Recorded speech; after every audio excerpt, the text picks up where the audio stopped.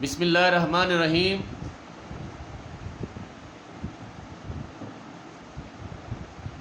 अज़ीज़ तलबा, 10th class इसका chapter number 1 हमने कर लिया है और उसका मैंने टेस्ट भी दिया था। तो अभी तक जो ऑफिस में जो टेस्ट आया है वो एक स्टूडेंट लेके आई है और उसको मैंने चेक करके भी दिया, उसके नंबर भी माशाल्लाह पूरे थे। उसके अलावा किसी ने भी ये टेस्ट नहीं किया था जो मैंने पहले चैप्टर का जो है टेस्ट किया था पहले। इससे आपकी सीरियसनेस जो है वो हम देख रहे हैं कि आप कितने सीरियस हैं अपनी स्टडी के अंदर।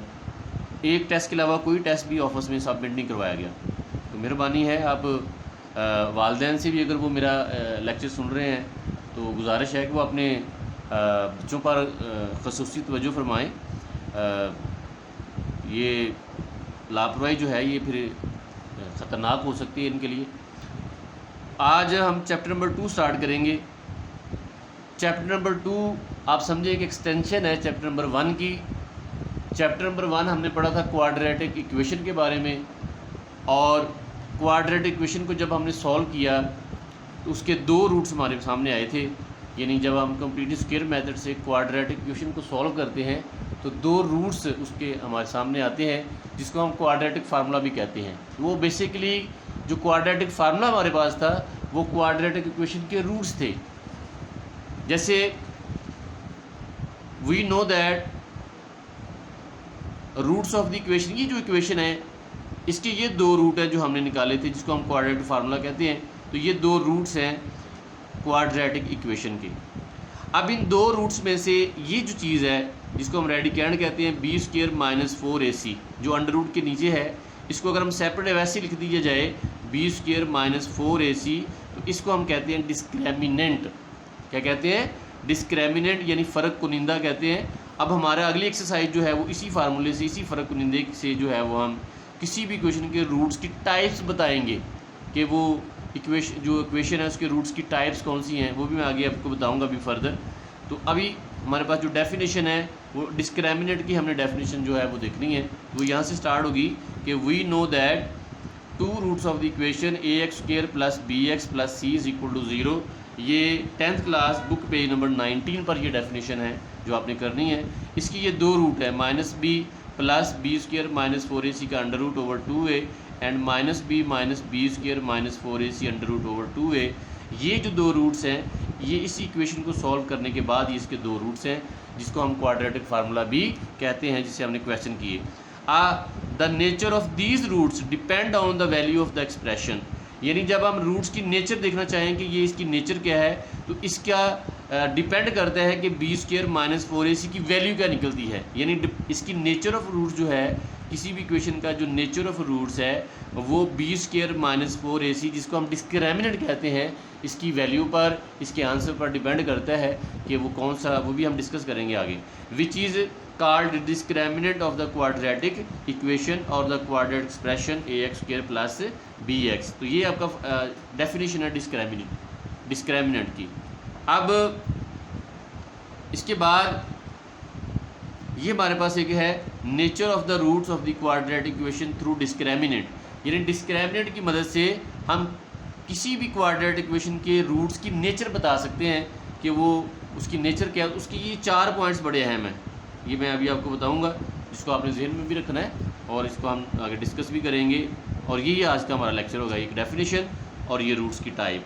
इफ़ b² - 4ac, मतलब अगर आपके पास जो डिस्क्रिमिनेंट है b² - 4ac, इसको जब आप फाइंड करें, इसका जब कोई आप आंसर निकालें, अगर वो आंसर > 0 आ जाए, मतलब 0 से बड़ा आ जाए, अगर वो आंसर 0 से बड़ा आ जाए, > 0 आ जाए और वो परफेक्ट स्क्वायर ना हो, मतलब परफेक्ट स्क्वायर मतलब if b² - 4ac > 0 and is a perfect square, sorry वो परफेक्ट स्क्वायर हो, अगर ना हो तो फिर वो नीचे वाली ये वाली लाइन होगी, और अगर वो परफेक्ट स्क्वायर हो तो फिर वो क्या होगा, if b² - 4ac > 0 and is a perfect square. मतलब अगर आंसर आपके पास 0 से बड़ा आ जाता है डिस्क्रिमिनेंट का, यानी b² - 4ac अगर 0 से बड़ा आ जाए और वो परफेक्ट स्क्वायर भी हो, मतलब आंसर हमारा 9 आ जाए, ये परफेक्ट स्क्वायर है, 9 का √3 आ जाएगा,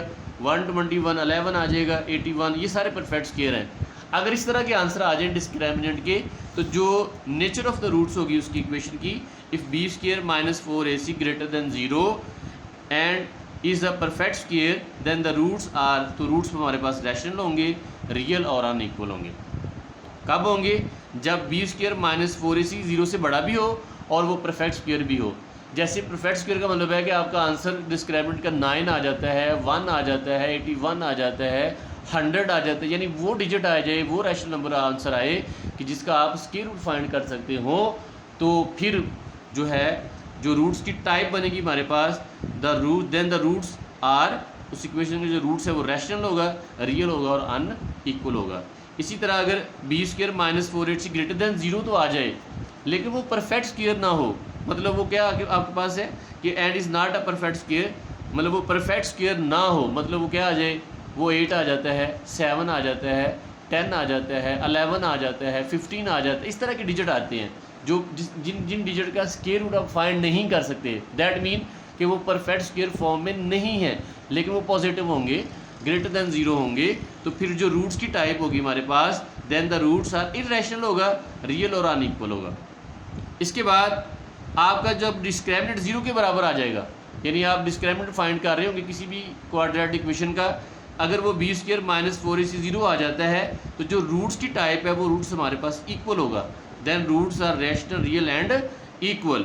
लेकिन अगर if b² - 4ac less than 0, मतलब माइनस में आंसर आ जाए हमारा, आप डिस्क्रिमिनेंट फाइंड कर रहे हो, उसका आंसर माइनस में आ जाए, मतलब -1 आ जाए, -7 आ जाए, -8 आ जाए, लेकिन लेस देन 0 होगा, तो फिर जो रूट्स होते हैं वो हमारे पास इमेजिनरी या कम्प्लेक्स कॉन्जुगेट होंगे।